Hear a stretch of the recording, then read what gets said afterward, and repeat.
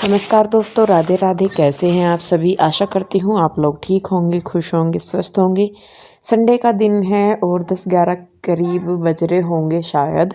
और मैं बना रही हूँ खाना, क्योंकि छुट्टी होती है तो मैं थोड़ा सा लेट ही बनाती हूँ। सुबह को दूध वगैरह ले लेते हैं सब, तो फिर खाना जल्दी ही बना देती हूँ। या सुबह को नाश्ता बनाती हूँ तो खाना थोड़ा लेट हो जाता है। तो आज मैं बना रही हूँ खीर, क्योंकि अमावस भी थी, मौनी अमावस थी ना। कुछ लोगों ने सैटरडे को मनाई, कुछ ने संडे को मनाई और कुछ संडे भी था।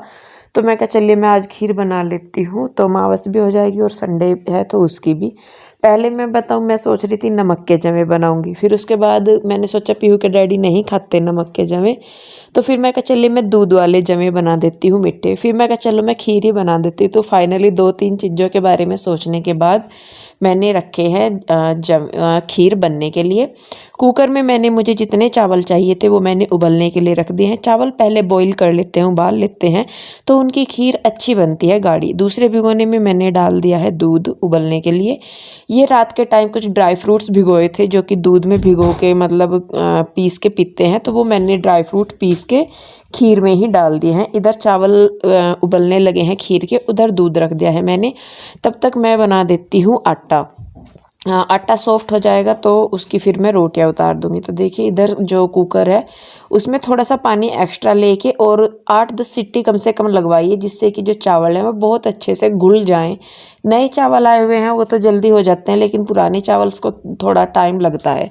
तो यहाँ पे देखिए मैंने जो चावल है वो बहुत अच्छे से पकने लग रहे हैं। गैस मैंने कर दी है बंद। उधर तब तक मैं कर लूँगी छोंक की तैयारी। कहाँ मैं पहले यही सोच रही थी, मैंने कहा खीर बना के मैं रोटी बना दूँगी। फिर मैंने सोचा, मैंने कहा नहीं चलिए साथ के साथ ही मैं खाना ही बना देती हूँ, नहीं तो फिर थोड़ी देर बाद मुझे किचन में आना पड़ेगा। तो जी लीजिए, चावल मेरे उबल गए हैं बहुत अच्छे से, और थोड़े से चावल मैंने भिगो के रख दिए हैं, जिनको कि पीस के मैं बाद में खीर में ही डाल लूँगी। मतलब कच्चे चावल भिगो के रख के उन मतलब ज़्यादा नहीं, थोड़े से ही, बहुत ही थोड़े से भी आप डाल लेंगे तो उससे भी जो खीर है वो बहुत ही मतलब गाढ़ी हो जाएगी, मतलब पतली भी होगी। और वो जो होती है ना एक मलाईदार सी खीर होती है, जो रबड़ी टाइप, उस तरह की खीर आपकी बनेगी अगर आप चावल पीस के डालते हैं इसमें। तो देखिए यहाँ पे मैंने रख दिए, कुकर खाली करके साफ़ करके मैंने रख दिया है दोबारा गैस पे। और अब मैं बना रही हूँ काली दाल। काली दाल में लगा दूँगी मैं वही अपना सिंपल सा तड़का, ज़्यादा तो नहीं लगाते, वही अपना तेल डाल दिया और उसके बाद प्याज, धनिया, जीरा और उसके बाद वही मसाले। तो वही मेरा छौंक होता है सिंपल सा ही। और आज खीर में बहुत दिनों के बाद आज मैं जो है खीर बना रही हूँ। पता नहीं मैंने कब बनाई थी, मुझे भी याद नहीं है ढंग से। और कई चीज़ें बन जाती हैं, लेकिन जो इजी सी चीज़ें हैं वही बनानी मैं भूल जाती हूँ, लेकिन फाइनली आज उसका नंबर लग गया है। तो देखिए उधर दाल में तड़का लगा दिया है मैंने, मसाले डाल दिए हैं, ऊपर से डाल दी है दाल। पीहू को काली दाल सबसे ज़्यादा पसंद है, मतलब सभी खुश होकर खाते हैं। पीहू को सबसे ज़्यादा पसंद होती है काली दाल। तो देखिए यहाँ पे अभी जो चावल मैंने भिगो के रखे थे उनको मैं पीस लूँगी, मतलब दरदरा सा ही पीस लीजिए आप, मिक्सी में नहीं तो माम जिस्ता होता है या छोटी सी होती है ना जिसमें कूट लेते हैं, उसमें दरदरा सा पीस लीजिए। देखिए कितने से चावल थे, थोड़ा सा पानी डाल के मैंने इनको पीस लिया है। और ये मतलब मैंने इसमें डाल दिया, और इसी से ही जो खीर है हमारी वो बहुत एकदम से रबड़ी जैसी बन जाएगी। तो यहाँ पे पीहू के डैडी आए थे, वो कहने लगे कि खाना बनने में शायद टाइम लगेगा, तो मैं जो है चाय बना दे मेरे लिए, मैं चाय पी लेता हूँ। तो यहाँ पे मैं पीहू के डैडी और अपने लिए बनाने लगी हूँ चाय। तो जी देखिए चाय मैं बनाने लगी हूँ। उधर खीर में भी मुझे चीनी डालनी है, वो भी मैं डाल दूँगी। मैं देख रही हूँ, मैंने कहा कितनी रह गई है, जब अच्छी तरीके से पक जाती है खीर तभी उसमें मैं चीनी डालती हूँ। तो देखिए इधर चाय बन गई, पकने लग रही है हमारी, और खीर भी लगभग मतलब इस स्टेज पे पहुँच गई है जहाँ पे हम उसमें चीनी डाल सकते हैं। जो चावल मैंने पीस के डाले थे वो भी अच्छी तरीके से पक गए हैं, तो उसमें डाल दिया है मैंने चीनी। ड्राई फ्रूट मैंने पहले ही डाल दिए थे पीस के। और ये लीजिए चाय हो गई है रेडी। मैं और पीहू के डैडी पी रहे हैं चाय। और मतलब काम करते रहते हैं तो पता नहीं लगता, और लेकिन जब बैठ जाते हैं तो फिर ठंड लगती है, मतलब काम करते रहो तो इतना नहीं पता लगता। तो जी चाय पीने के बाद मैं आ गई हूँ वापस से किचन में। खीर हमारी बन चुकी है और दाल भी मेरी बन गई है, वो मैंने दूसरी गैस पे रख दी है। यहाँ पे मैं निकाल दूँगी, एक कटोरी में गाय के लिए निकाल दूँगी, एक कटोरी में कान्हा जीहर के लिए मैं खीर निकाल दूँगी।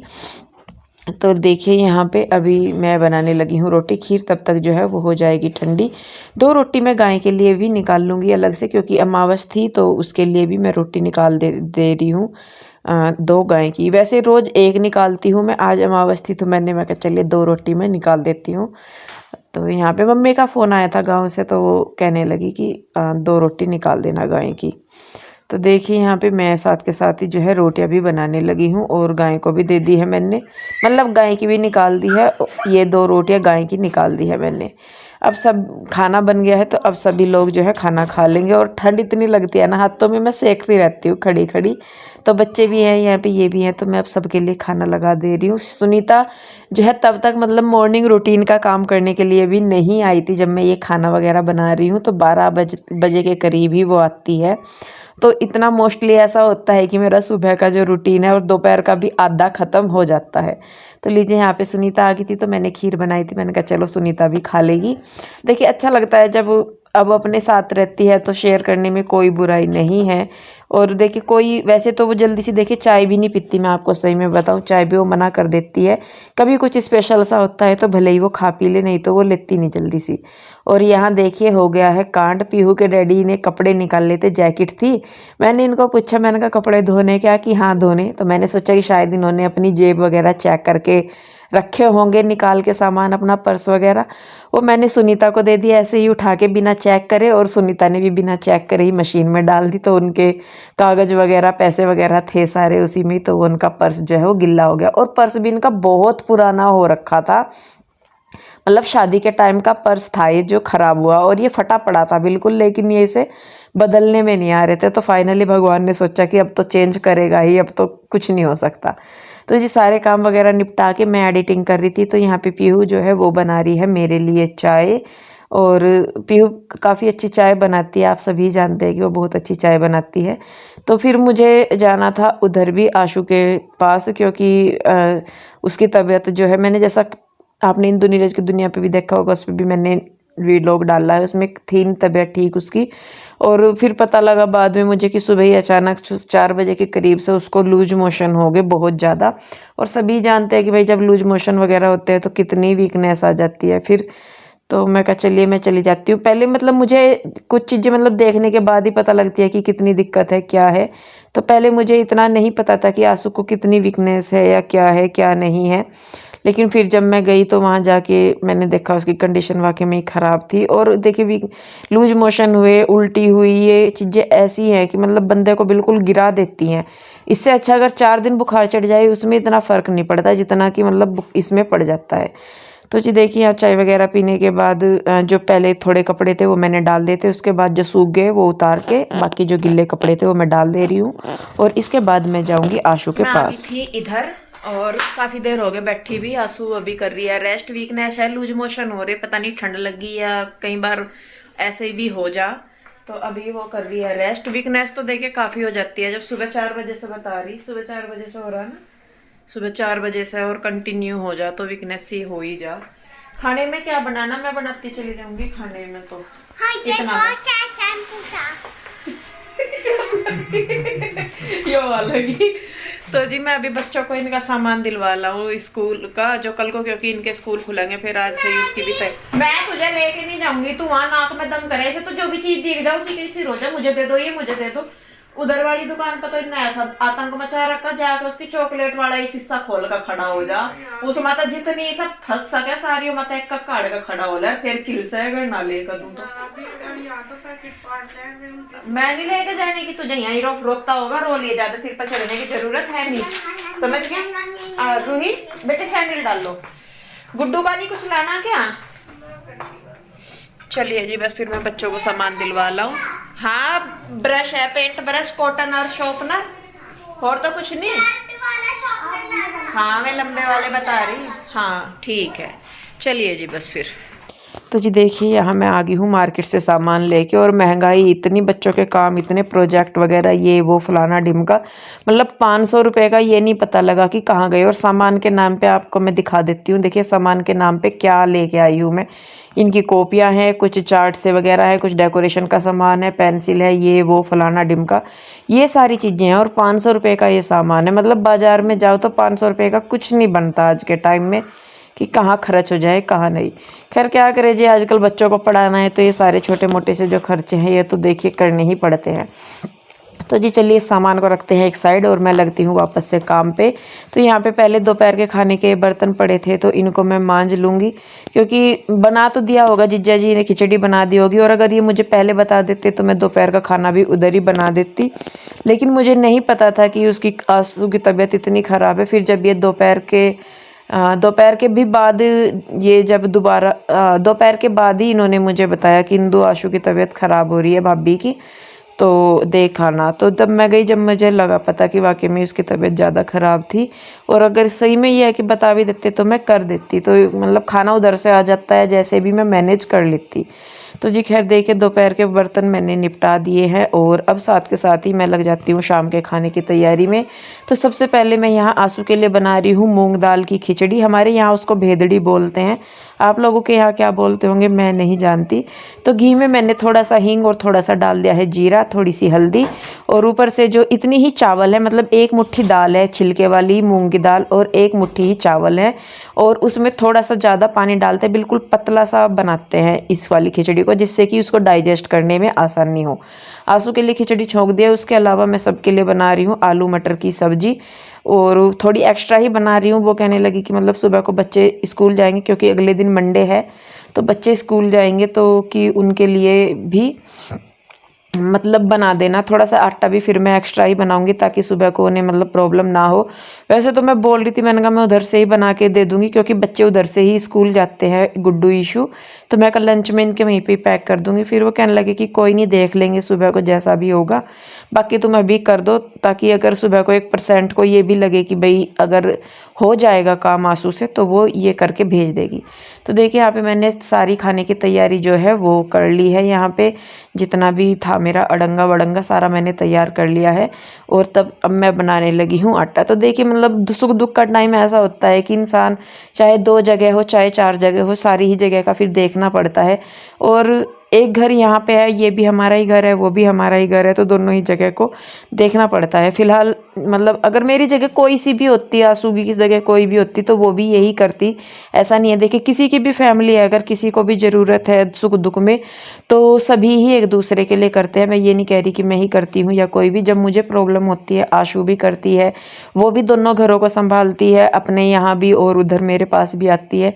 तो देखिए यही होता है कि आदमी सुख में चाहे पूछे या ना पूछे, लेकिन दुख में एक बार सबके काम आना मतलब बहुत ज़रूरी है। जहाँ तक हो सके वहाँ तक किया जा सकता है, जो पहुँच से बाहर है देखिए उसमें तो कोई कुछ नहीं कर सकता। तो इसीलिए फ़िलहाल जो है पहले सुबह के टाइम मैंने अपने घर की जिम्मेदारी जो है मेरा काम है वो देखा, फिर उसके बाद शाम को यहाँ पे तो देखिए बस यहाँ पे अब जो है मैं आलू मटर भी छोंक दूंगी। सिंपल सा वही तड़का लगाती हूँ मैं, वही मैंने लगा दिया है यहाँ पे।